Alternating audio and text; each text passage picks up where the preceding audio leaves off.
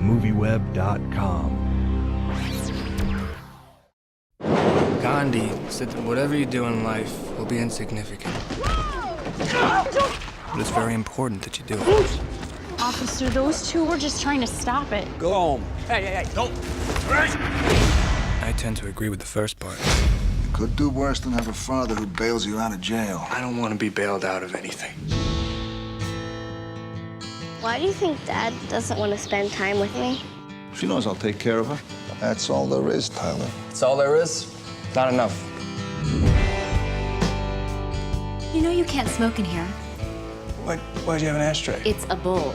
It completes the room. I guess it was just here to tease me. You've been a ghost past couple of weeks, all right? You never want to go out anymore. I had enough of this introvert stuff, okay? I'm ready to step an intervention here. This is such a powerful film. There's so many heady themes on here. Love, loss, reconciliation. Talk about preparing for it as an actor and working as a producer as well on this movie. I mean, I keep having to like change this thing about the producer because I wasn't like a proper producer on it. Like I only wanted to come on as a producer at the end, so I could kind of, because it was a kind of odd tone. It was different to a lot of films, and I was afraid that, you know, someone might try and cut it to make it more of a standard film, and or market it as a teen film or something, and it's not really. I mean, it's one of the weird things. I mean, Alan, the director, and Nick, the producer, gave me. Like, they consulted me for some reason on like so many different things. I mean, like I was let into a lot into the casting process and all the rewrites of the script. I mean, we would always be doing conference calls, like talking about everything. I mean, they would let me. They would talk to me about everything, about the changes to the script, and which is amazing for an actor. You never get that. But so when we got into shooting, I mean, I felt like I'd have so much personal investment in the story that, you know, it was like we'd been rehearsing for like 4 or 5 months before, and so I felt like I really knew the guy and I knew the story very intimately by the time it started. This is such a profound film, and there's so many deep themes to it. Talk about being cast and what appealed to you the most about your character. Well, what appealed to me about Ali is just how complex she is, and what a wonderful attitude she has to life. It was a lot of fun to bring her to life, and I mean, immediately when I read the script, I was like, I have to do this film. It's just, there's no question. I need to bring this girl to life, and being cast was sort of quite last minute actually, because they'd taken a few different directions with Ali, and she was Hispanic to start with, and then another direction, and then, you know, I got the script probably 3-4 weeks before we started shooting. So it was sort of a bit of a roller coaster to start with, in a good way, obviously, but yeah. Sorry, I fell asleep. Asleep where? My phone died, so. That's mine. That's from my desk. I was trying to find some information. Oh, what am I now, one of your suspects? When you act like one, do you own anything? Oh, for God's sake. Don't use that tone with me, Allie.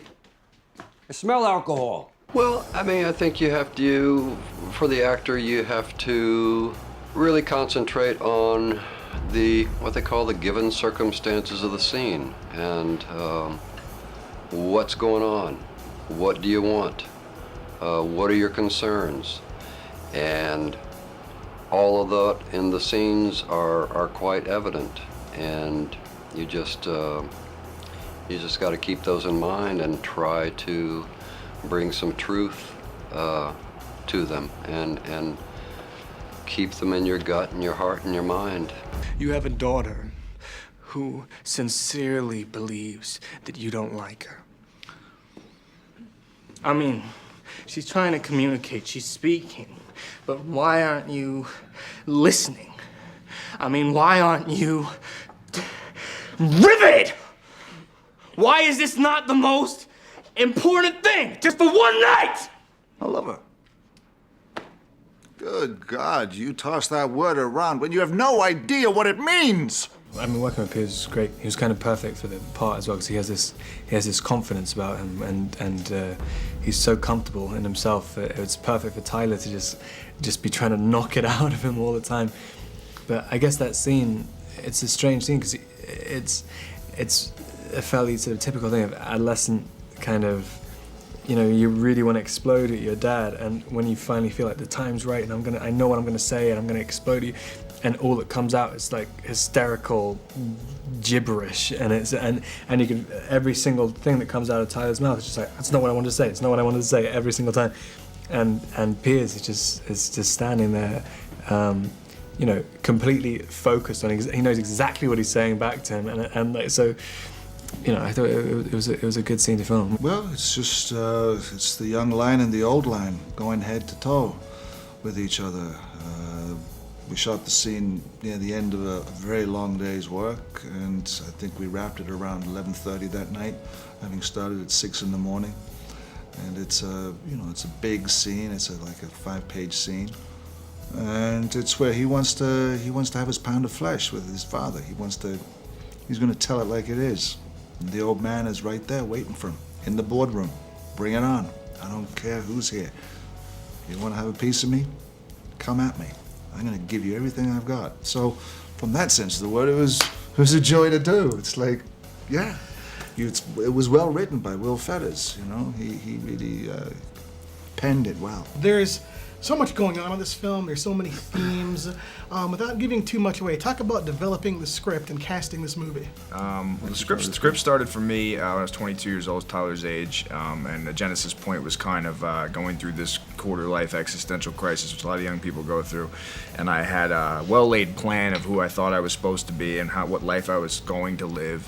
And I had somewhat of a trauma alter the trajectory of my life and shatter this well-laid plan. And ultimately, the script was kind of born out of that, out of my exploring this idea that for all the controlling and planning we try to do as people, as part of the human condition, that ultimately the most significant moments in our life, love, loss, they come from nowhere. And the worst traumas sometimes lead to some wonderful, wonderful connections. And sometimes they don't. Sometimes they're just horrible. And I think that to me it was exploring that. And then Alan reacted, and the script has evolved and grown. Any script should, as it's a collaborative process, and Alan had his perspective. So, I mean, I'm not much I can add to that. I mean, I jumped on because of the script, and it's, you know, you mentioned numerous themes, and this notion of doing a film about the fragility of life, and you know, and the notions of love and loss and all those things are also, you know, very appealing. But we were so fortunate to have so many actors who wanted to do the film that we were able to cast high and really get top-notch actors to play the roles.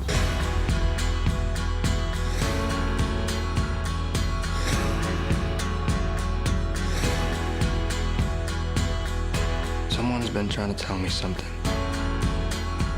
Make her yours forever. And I'm working on the forever part.